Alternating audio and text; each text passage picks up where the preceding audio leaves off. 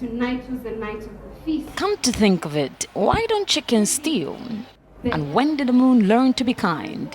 Answers to these mysteries were revealed at a reimagined storytelling festival in Nairobi, Kenya.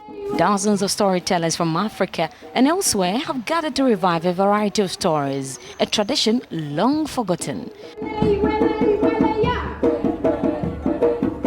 Our pasts are important to me, our histories are important to me, and I kind of talked about that a bit in the story that I told on stage, that they connect us to our memories, our ancestry, and they guide us. You know, they teach us on how to live, how to be good people, how to interact with other people, how to interact with the environment.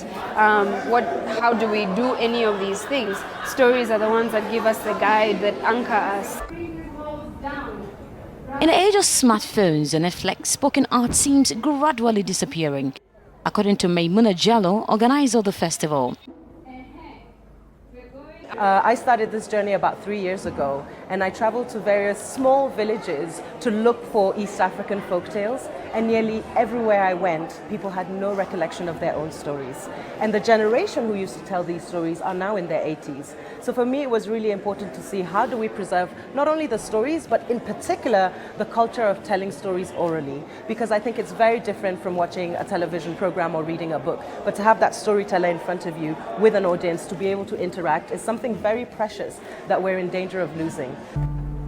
With a salute to African cultural giants, the likes of Thomas Sankara, Fela Kuti, and Amata Edu, the storytellers addressed themes on corruption, war, obsession with glory, and materialism.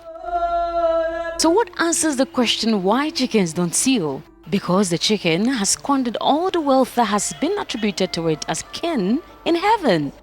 When the other birds discovered its misdeeds, it was banished from the air and became man's favorite dish, a delicious delicacy.